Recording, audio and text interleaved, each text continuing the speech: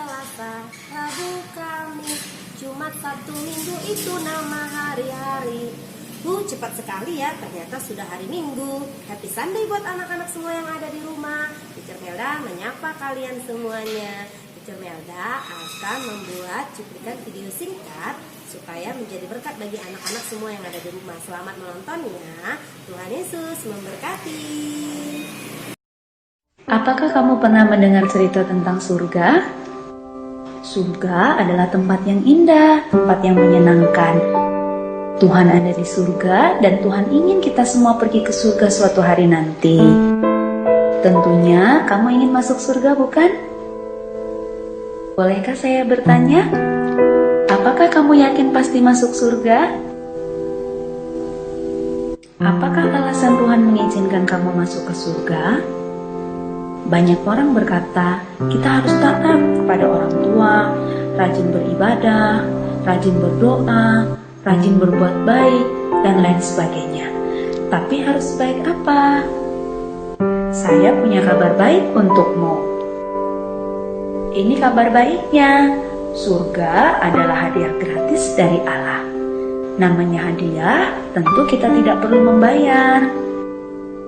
Surga tidak didapat karena kita berbuat sesuatu, seperti rajin membaca kitab suci, rajin belajar, rajin berdoa, atau rajin melakukan perintah Allah yang lain.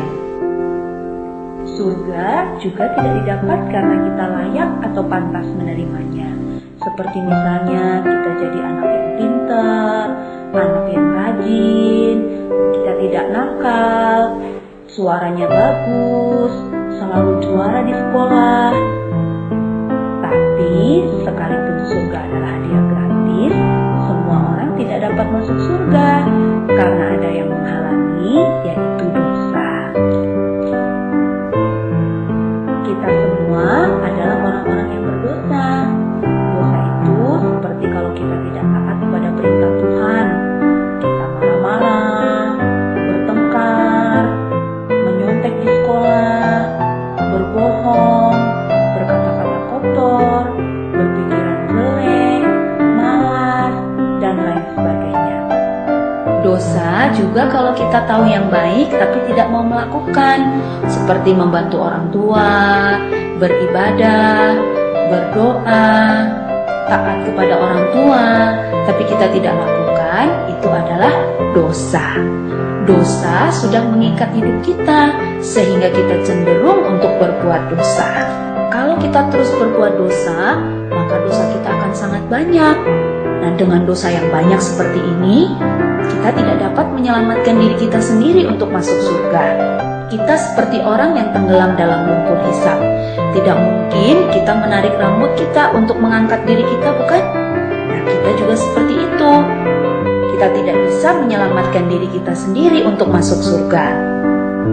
Mungkin kita berpikir, kalau saya banyak berbuat baik, nanti ditimbang dosa dan perbuatan baik saya, sehingga saya bisa masuk surga. Tetapi itu tidak mungkin. Mengapa? Karena untuk masuk surga kita harus sempurna. Artinya tidak ada dosa satupun yang kita lakukan dalam hidup kita. Tidak mungkin kita menyajikan kue dari gula, mentega, tepung, dan 9 telur yang baik, tetapi sudah tercampur dengan 1 telur yang busuk. Kenapa? Karena 1 telur yang busuk itu sudah mencemari semua adonan yang baik. Itu sama seperti dosa kita.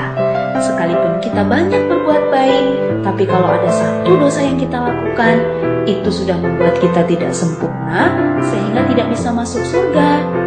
Tapi Allah bisa menyelamatkan kita. Mari kita melihat cara Allah. Kita harus mengerti, Allah tidak seperti kakek yang baik, yang hanya mengasihi tetapi tidak menghukum kita yang berdosa.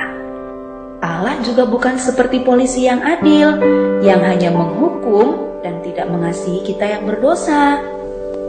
Yang benar, Allah kita adalah kasih sekaligus adil. Allah yang kasih, Dia tidak ingin menghukum kita sekalipun dosa kita banyak.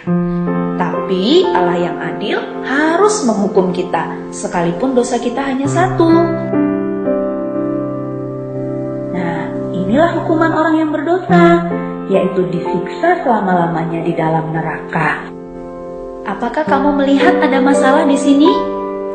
Tadi Allah kasih tidak ingin menghukum, tapi Allah yang adil harus menghukum.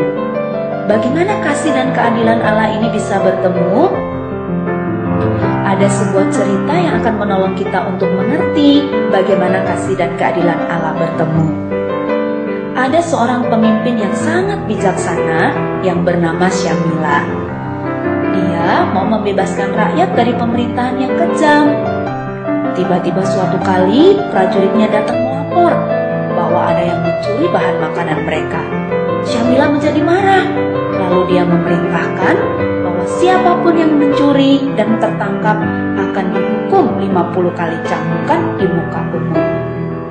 Ternyata ada yang mencuri dan pencurinya tertangkap. Tapi yang mengejutkan Jenderal Syamila, yang mencuri ternyata adalah ibunya sendiri. Syamila bingung apa yang harus dia lakukan, karena tentu dia sangat sayang kepada ibunya. Tetapi sebagai pemimpin, dia harus menjalankan keadilan, yaitu menghukum orang yang sudah melakukan kesalahan. Tetapi karena Syamila adalah pemimpin yang sangat bijaksana, dia melakukan sesuatu yang mengejutkan semua orang. Dia membuka jubahnya, lalu dia memakaikan kepada ibunya. Dan dia dicambuk sebanyak 50 kali cambukan sebagai ganti ibunya. Dengan cara inilah Syamila menunjukkan kasih kepada ibunya, tapi sekaligus dia menunjukkan keadilan kepada semua pengikutnya. Demikian juga Allah mempertemukan kasih dan keadilannya melalui pengorbanan Yesus.